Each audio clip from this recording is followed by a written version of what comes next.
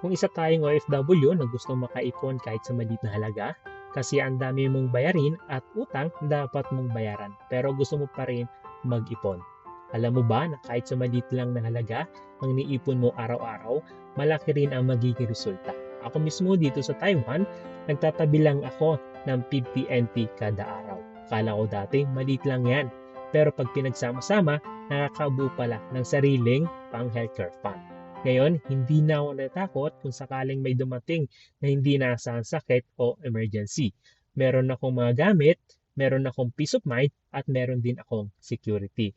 Kaya sa kapwa ko OFW, habang may chance pa tayo, simulan na natin mag-ipon, mag-invest sa ating sariling healthcare fund.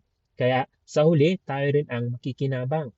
Healthcare plan na pwede sa mga OFW, breadwinner, pag umuwi ng Pilipinas, may ipon tayo at pag nagkasakit, may mga gamit tayo.